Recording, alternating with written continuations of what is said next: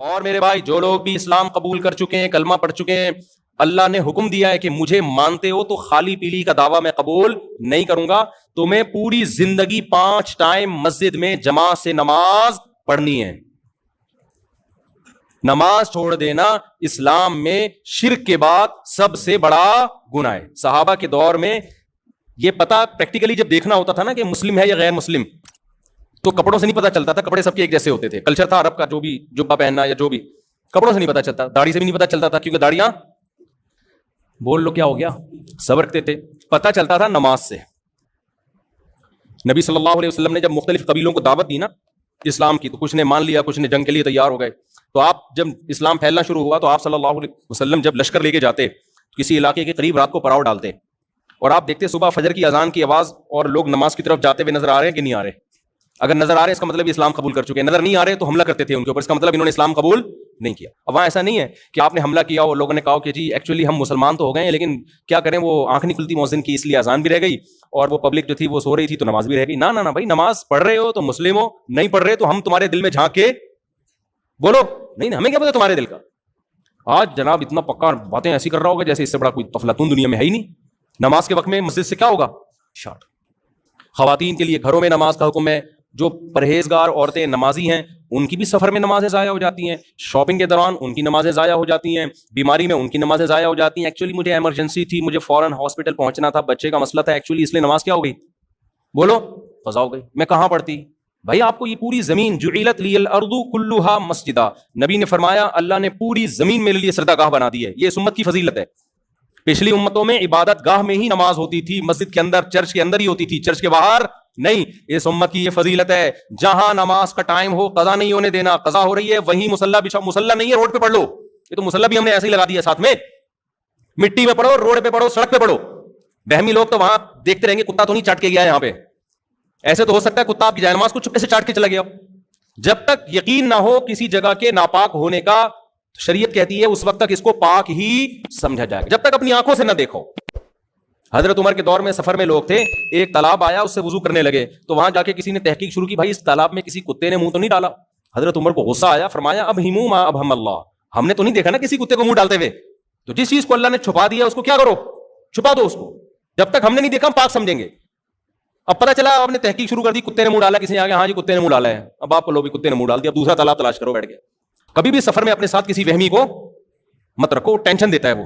اب کتے نے منہ ڈالا، دوسرا تالاب تلاش کرو نا۔ تیمم ایسے تھوڑی جائز ہے، تیمم تو جب جائز ہے جب پانی کی پوری کوشش کر لی آپ نے، کہیں بھی نہیں مل رہا، پھر تیمم جائز ہوتا ہے۔ اب بیٹھو۔ حضرت عمر نے کہا بھائی ہمیں کیا پتا، بس اللہ نے چھپا دی ایک چیز کو، کیا رکھو؟ چھپا کے رکھو، وضو کرو اور نکلو آگے سے۔ میں ہوتا وہاں پہ تو میں کہتا کہ بھائی نہیں، میں یہ وہاں ہی نہیں کہتا، یہاں ہوتا تو کہتا پتلی گلی سے نکلو، ٹھیک ہے نا۔ تو اس لیے عورت ہو مرد ہو، جہاں نماز کا ٹائم ہو وہاں نماز پڑھنی پڑے گی۔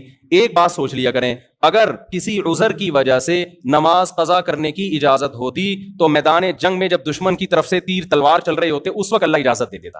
وہاں جب اللہ نے اجازت نہیں دی تو اب کہیں بھی اجازت نہیں ہے۔ لوگ کہہ سکتے ہیں جی غزوہ خندق میں تو نبی کی 4 نمازیں قضا ہوئیں جنگ کے دوران، بھائی اس وقت اللہ نے یہ آیتیں نازل نہیں کی تھی کہ جنگ میں نماز چھوڑنے کی اجازت نہیں ہے، اس لیے نبی کی قضا ہو گئی کہ آپ کو پتہ نہیں تھا کہ میں کیسے پڑھوں، تیر چل رہے تو ہم تو شہید ہو جائیں گے نا۔ بھائی آپ صلی اللہ علیہ وسلم یہ جانتے تھے کہ نماز ہوتی ہے قبلے کی طرف رخ کر کے، فرض نماز قبلے کی طرف رخ کرنا ہے، با جماعت ہے، صفیں بنیں گی، امام قرات کرے گا، مقتدی سنیں گے اور 4 رکعتیں پڑھیں گے، اس طرح سے نماز ہوگی۔ اب اس طرح سے پڑھ نہیں پا رہے کیونکہ جان کا خطرہ ہے، تیر آ رہے ہیں، تو آپ نے نماز چھوڑ دی۔ بھی جان بچانا پہلے کیا ہے؟ فرض ہے۔ لیکن بعد میں قرآن کی آیتیں نازل ہوئیں کہ بھائی نماز چھوڑنے کی اجازت نہیں ہے، جان بھی بچانا ہے اور نماز بھی پڑھنی ہے۔ یا اللہ کیسے پڑھیں نماز، ہم کیسے پڑھیں؟ تو اللہ نے فرمایا کہ فَإِنْ خِفْتُمْ فَرِجَالًا أَوْ رُكْبَانًا، پراپر طریقے سے پڑھو جیسے جماعت سے پڑھتے ہو۔ خطرہ ہے کہ بھئی یہ کہ بم آ کے گرے گا، سارے نمازی شہید ہو جائیں گے، یا آگے دشمن پہ کون ہوگا، تو صلاۃ الخوف کا حکم دے دیا کہ بھئی امام 1 رکعت پڑھائے اور 1 رکعت جو ہے نا لوگ آگے دشمن کے سامنے کھڑے رہیں۔ امام جب سلام پھیرے تو یہ آگے دشمن کے سامنے کھڑے ہو جائیں اور وہ لوگ آ کے 1 رکعت یہاں امام کے پیچھے پڑھ لیں، تو ان کی چلنے پھرنے سے نماز نہیں ٹوٹے گی۔ نماز کے اندر ہی ٹریولنگ ہو رہی ہے نا، لیکن نماز نہیں ٹوٹے گی، تو اس طرح سے نماز ہو جائے گی۔ اللہ نے کہا میدان جنگ میں اس طرح سے اجازت ہے۔ اے اللہ بعض دفعہ اتنا بھی نہیں ہو سکتا، ہم اتنے تھوڑے ہیں کہ آدھے لوگ دشمن کے سامنے ٹھہرے اور آدھے پیچھے جماعت سے نماز پڑھیں گے تو ہم کمزور پڑ جائیں گے۔ تو اللہ نے کہا فریجالن او رکبانا، کوئی بات نہیں، گھوڑے پہ سوار ہو کے پڑھ لو۔ پھر کس طرح پڑھو؟ گھوڑے پہ۔ یہ بھی نہیں ہو سکتا پیدل پڑھ لو، اشاروں سے پڑھ لو۔ اے اللہ اتنی ٹینشن کیوں, تو دے کیوں رہا ہے, یہ کیوں نہیں کہہ رہا کہ چھوڑ دو؟ بھائی کیا ہو گیا بھائی, بتاؤ یہ شاپنگ سینٹر میں اتنی ٹینشن ہوتی ہے جتنی میدان جنگ میں ہو رہی ہے کہ اللہ کہہ رہے جان تو پہلے ہی بچانی ہے, ایسا نہ ہو کہ جان دے دیں اور نماز نہ چھوڑیں, وہ تو غلط ہو جائے گا, پہلے جان بچانی ہے نا.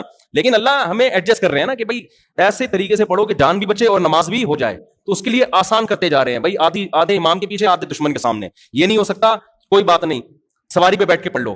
یہ نہیں ہو سکتا, چلتے ہوئے پڑھ لو. چلتے ہوئے کیسے پڑھی جائے گی ایک الگ مسئلہ ہے, لیکن پڑھ لو. یہ نہیں ہو سکتا, یہ تو ہو سکتا ہے, ٹھیک ہے نا, چند منٹ کے لیے. بالفرض اگر یہ بھی نہیں ہو سکتا پھر معاف ہے. اصل مسئلہ یہی ہے کہ جان کو بچانا کیا ہے پہلے ضروری, اپنا بھی اور اپنی قوم کی جان کو بھی بچانا. بعض دفعہ یہ ہے کہ آپ نے میدان جنگ میں نماز پڑھی, آپ تو بچ گئے, لیکن اتنا بڑا بم پیچھے مار دیا نا دشمن نے کہ پیچھے پوری قوم ہی تباہ ہو گئی. تو اے اللہ اتنی ٹینشن تو کیوں دے رہا ہے ہمیں؟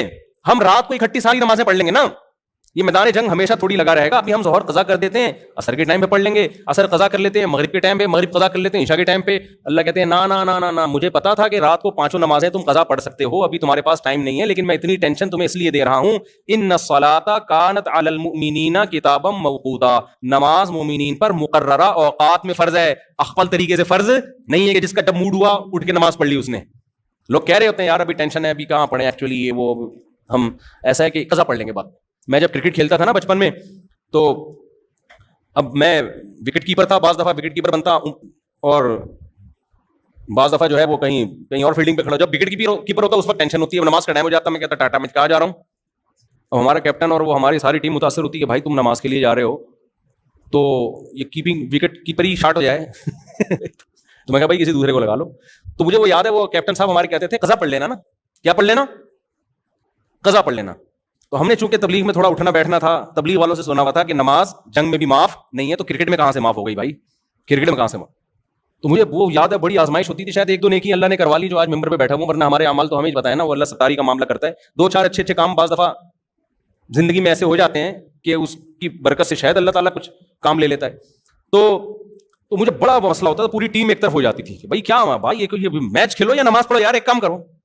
وہ مجھے کہتے تھے یہ ملا پن اور کرکٹ ایک ساتھ نہیں چل سکتا. تو مجھے یاد ہے عصر میں سب سے بڑا مسئلہ ہوتا تھا نا, عصر میں.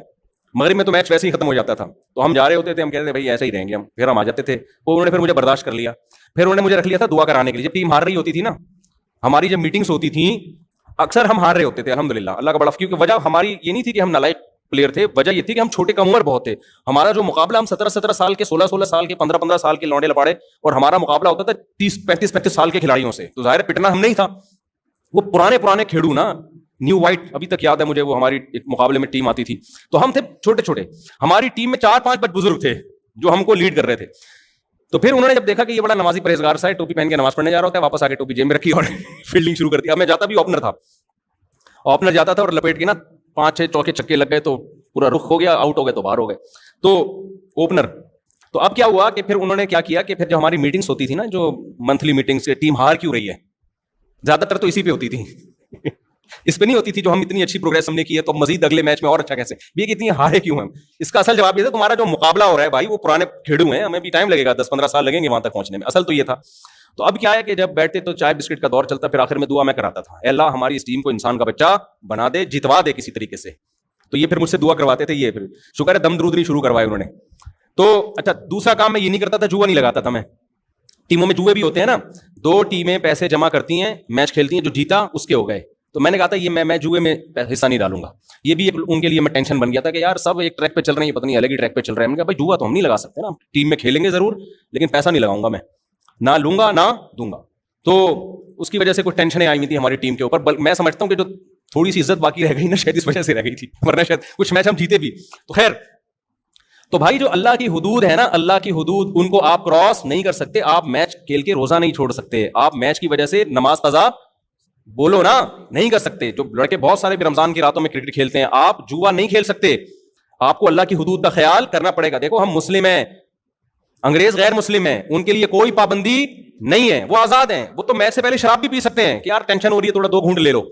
ہماری ٹیم کو اگر لگ رہا ہو کہ ہم ہار رہے ہیں اور کیپٹن آ کے کہے کہ یہ ہارنے کے لیے ضروری ہے کہ چرچ کے ایک ٹیکا سب قوم کو لگائے تاکہ ایک دم ایکٹیو ہو جائیں وہ, تو ہم کہیں گے بھائی یہ پاکستان کو جتوانے کے لیے ہم اسٹرگل کر سکتے ہیں, محنت کر سکتے ہیں, آئندہ اور اچھا کھیلنے کی کوشش کریں گے, لیکن چرچ کے ٹیکے بولو نہیں لگا. وہ کہیں یار وہ ان کی انگلینڈ کی ٹیم نے لگائے تھے, انڈیا کی ٹیم نے لگائے تھے, فلاں ٹیم نے لگائے تھے, دیکھو ورلڈ کپ جیت گئے, ہم نہیں لگا رہے. ہم کہیں گے یار آخرت پہلے ہے, یہ آخرت کے کپ میں کیا ہوں گے, ہار جائیں گے. آخرت پہلے ہے, دنیا کیا ہے, بول لو نا کیا ہو گیا.